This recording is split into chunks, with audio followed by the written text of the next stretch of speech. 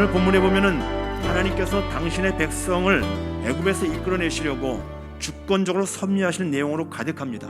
하나님께서 출애굽을 준비시키시면서 백성들로 하여금 애굽 사람들에게 은금 패물을 구하게 하셨습니다. 빈손으로 나가지 말고 애굽 사람의 물품을 취하라는 것입니다. 하나님께서 이스라엘 백성들을 이제 출애굽시키면서 애굽 사람들에게 은금 패물을 받아가라고 하셨는데, 그렇게 하시는 이유가 어디에 있을까요? 왜 애굽 사람의 은금 패물을 취하게 하시는 것일까요? 그것은 전쟁에서 승리했을 때의 전리품과 같은 것입니다.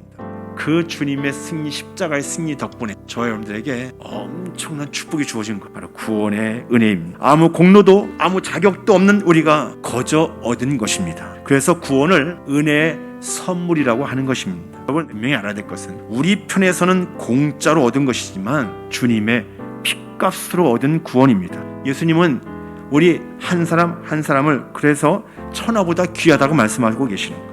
그런데 하나님께서 이스라엘 백성들에게 이렇게 풍부한 제물로 보상해 주시고 계시는데요, 그것은 단지 그들 개인의 삶만을 위해서가 아닙니다. 당신의 백성들의 필요도 채워주시는 목적이지만 더 궁극적인 목적이 있습니다. 거룩한 하나님의 일을 쓰시려고 그들에게 은금 패물을 맡겨두시는 거예요. 그리고 이스라엘 백성들은 이제 나중에 광야에서 성막을 만들 때 애굽에서 받아 나온 것을 헌물로 하나님께 드리는 것입니다. 하나님의 의도는 당신의 백성들을 위로하시면서도 하나님의 일을 위해서 멋지게 쓰기를 원하신다라는 것. 하나님은요, 우리에게 있어야 할 것을 이미 알고 계십니다. 그리고 필요한 대로 주시는 하나님이십니다. 생계를 위해서 필요한 대로 쓰십시오. 그러나 필요 외에는 하나님을 위해서 돌려드리십시오. 하나님의 것입니다. 하나님 나라와 복음을 위해서 쓰임받는 것이 영광입니다. 이제 하나님께서는 모세를 통해서 마지막 재앙을 경고하셨습니다. 그런데 최후의 10번째 재앙은 이전에 있었던 9번의 재앙과는 정도에 있어서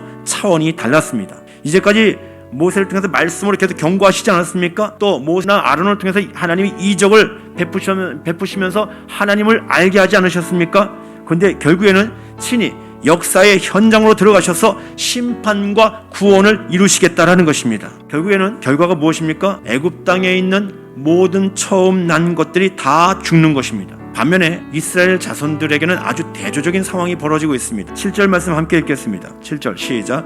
그러나 이스라엘 자손에게는 사람에게나 짐승에게나 개 한 마리도 그 혀를 움직이지 아니하리니 여호와께서 애굽 사람과 이스라엘 사이를 구별하는 줄을 너희가 알리라 하셨나니. 아멘. 애굽 사람들에게는 비극적인 재앙이 임하지만 이스라엘에게는 아무 해도 미치지 않을 것이다 라는, 거기 하나님의 손길을 펼치고 계신다라는 거예요. 여기 지금 10번째 재앙이 이제 경고되고 있습니다.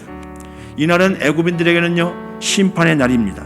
하지만 이스라엘에게는 구원의 날이 될 것입니다. 여러분, 때가 되면은 예수 그리스도께서 직접 이 땅에 오실 것입니다. 여러 가지 사건, 사고, 자연재해로 경고하십니다. 지금 코로나19도 하나님의 강력한 경고입니다. 하지만 주님이 직접 재림하시는 그날에는 불신자들에게는 엄청난 재앙이 임하는 것이고요. 하지만 믿음의 사람들은 그날이 위로의 날, 승리의 날이 될 것입니다. 주님 다시 오십니다. 주님 다시 오실 날을 기대하면서 오늘을 믿음으로 살아갈 수 있는 우리 모든 성도들 되시기를 주님의 이름으로 축복합니다. 이 땅에서 계속해서 복동이로서 복을 끼치는 삶이 되기를 주님의 이름으로 축원합니다.